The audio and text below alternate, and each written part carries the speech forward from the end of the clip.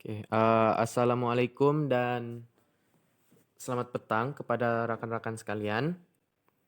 So, saya akan explain tentang skeletal system. So, human skeletal system ada dua, yaitu axial skeleton sama appendicular skeleton. Untuk axial skeleton ada empat, yaitu skull, vertebral column, ribs sama sternum ataupun nama lainnya breastbone. Yang kedua ialah appendicular skeleton. Dia ada empat bahagian. Pectoral girdle, pelvic girdle, upper limb sama lower limb. So kita start dari axial skeleton dulu. Axial skeleton ialah satu yang tulang yang warna biru tuh. Yang paling first kita punya skull, kita punya tengkorak lah. Next kita punya rib cage. Bagian rib cage kita ada dua tulang yang kita perlu tahu, yaitu bagian ribs, dan kita punya sternum, yaitu tulang yang bagian tengah nih. Last ialah vertebral column. Senang saraf vertebral column nih ialah kita punya spine. So next kita akan cakap pasal appendicular skeleton. Kita start dari kita punya shoulder, yaitu shoulder girdle atau nama lain dia pectoral girdle. So pectoral girdle nih ada dua aja, clavicle sama scapula. So cara mau membezakan dua, kau ingat ya yang scapula tuh spoon. Kenapa spoon? Dia bentuk dia lebih kurang macam sudut. So next ialah bahagian tangan kita. So yang tulang paling first yang sambung di shoulder kita ialah humerus. Next ada dua tulang, yaitu ulna sama radius. Sambungan itu pula ialah carpals. Dalam buku kita carpus. Apa beza tu dua? Carpus dia punya plural, carpals dia punya singular. So carpals nomor di sebelah tu maksudnya berapa tulang ada di sana. So untuk carpals dia ada 8.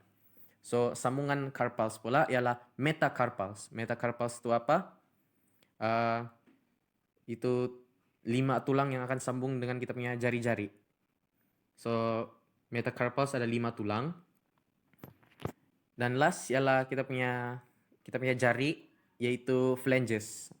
So di bagian phalanges ada 14 tulang yang berbeza. So cara mau membezakan radius sama ulna, for those yang mungkin akan tertukar itu dua, ulna nih dia lebih kecil dari radius. So ulna kawan dia ialah jari kelingking, sebab jari kelingking pun kecil. So kecil kawan dia kecil. Untuk radius pula dia besar.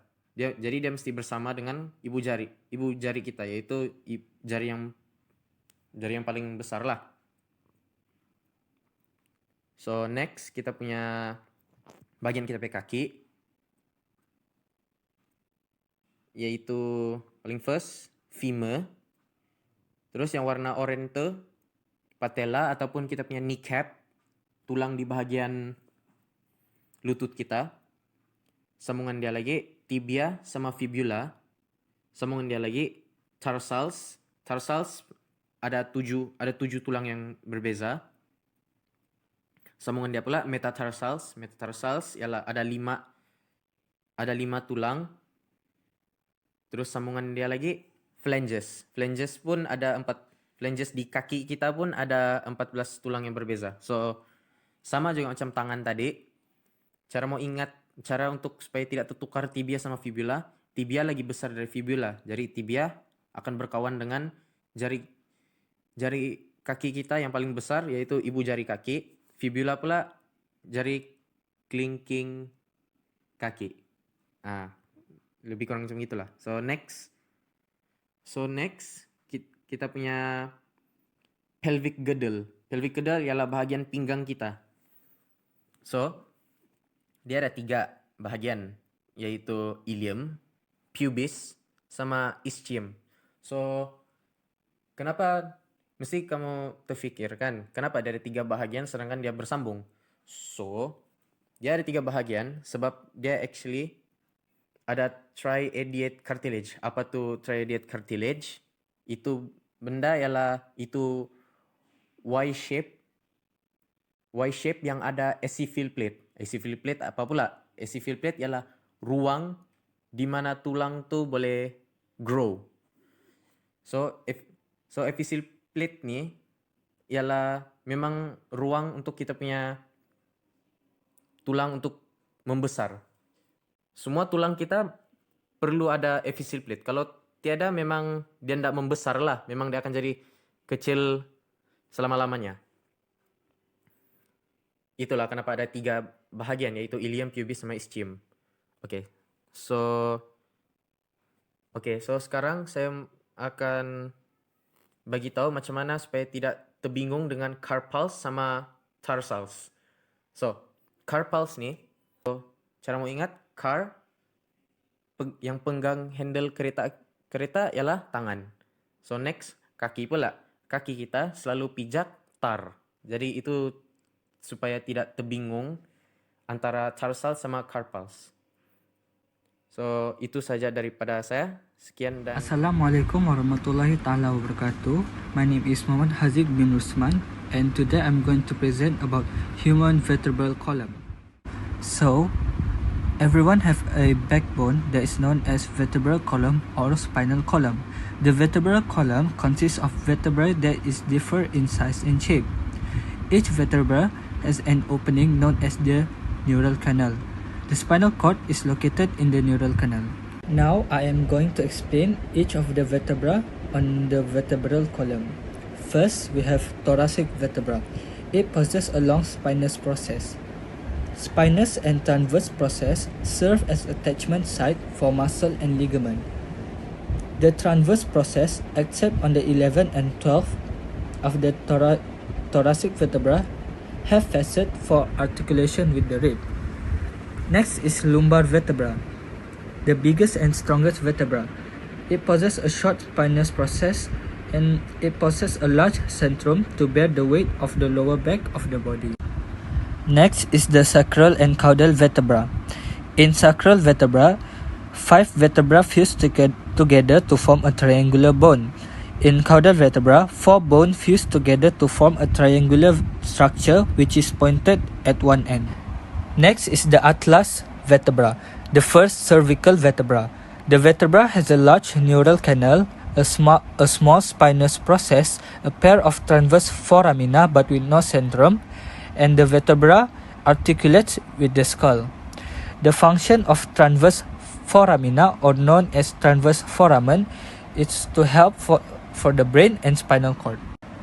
Next, we have axial vertebra, the second cervical vertebra. The axial vertebra has a large spinous process, small transverse process, and a pair of transverse foramina. It has an odontoid process that articulates with the facet of the atlas vertebra's neural canal. Finally, we have cervical vertebra. Possess short spinous process, small centrum, wide and short transverse process, and a pair of transverse foramina. Based on the characteristics shown before, now we can compare between types of vertebrae. There are 3 types of vertebrae, which are the cervical vertebrae, the thoracic vertebrae, and the lumbar vertebrae.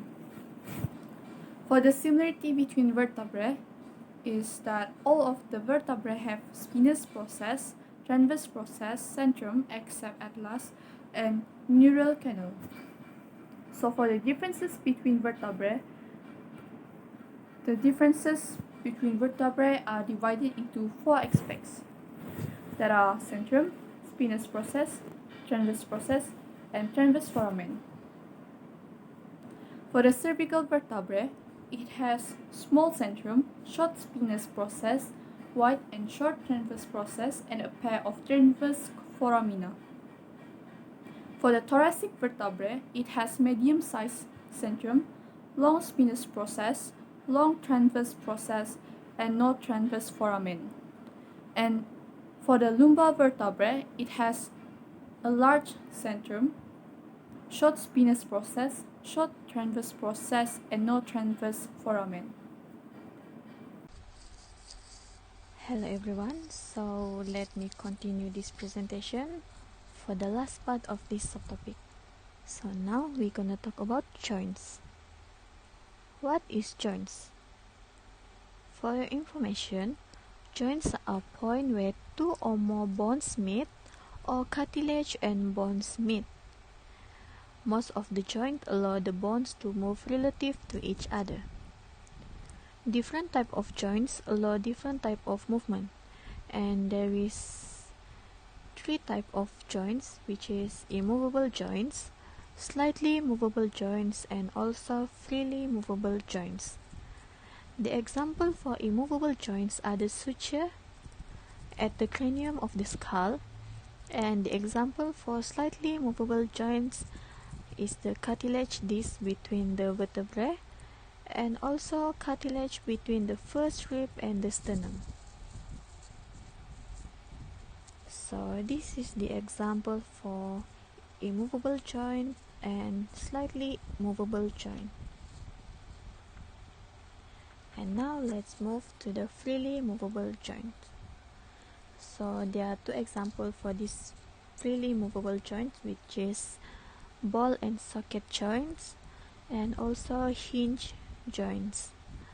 So these joints allow free movement, and this is the general structure of the freely movable joint and the function of its part.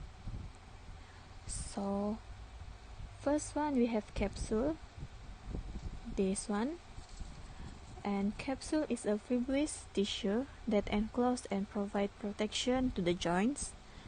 And next we have cartilage, this one with the blue color. It serves as a cushion, absorb shock, and also reduce friction between bones and. And next we have the synovial membrane, this red one. It secretes synovial fluid into the synovial cavity. And the last one is synovial fluid, and it serves as a lubricant that reduces the friction between the end of bones. And this is the example for freely movable joints.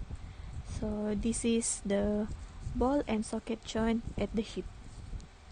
So this joint allow rotational movement in all directions, allow the arm and leg to swing in circular motion, and the example for this joint are the shoulder joint between the humerus and pectoral girdle, and the next one is hip joint between the femur and pelvic girdle, and next one is hinge joint. So this joint allow the movement of bones in one plane.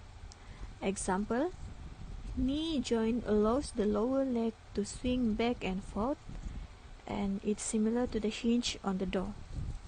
It also can be found at the elbow and flanges of the finger and toes. And apart from joints and bone, support and movement also depends on the skeletal muscle, tendon, and also ligament. So let's move to the skeletal muscle. So skeletal muscle comprises bundle of muscle fiber with a large supply of nerve and blood vessel. So this muscle walk in pair and act in opposite direction.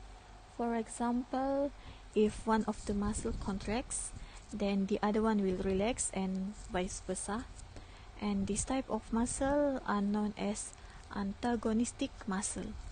And the example for this antagonistic muscle are bicep and tricep. Next, muscle that straighten the limbs when it's contract is called extensor, which is tricep, and the muscle that bends the limb when it's contract is called flexor, and it is bicep. So this is the skeletal muscle, this is the tendon that bind muscle to the bone, and this one is bone, this one also bone, and this one is called ligament. that bind bone to bone. And next is tendon. Like what I say just now, tendon connect bones and muscle. It consists of strong fiber. It is not elastic but it's flexible. And ligament connects bone to bone, consists of strong, elastic, and tough connective tissue bundles, and it's provided support and strength to joints and allows bone to bend at the joints. So that's all from us. Thank you.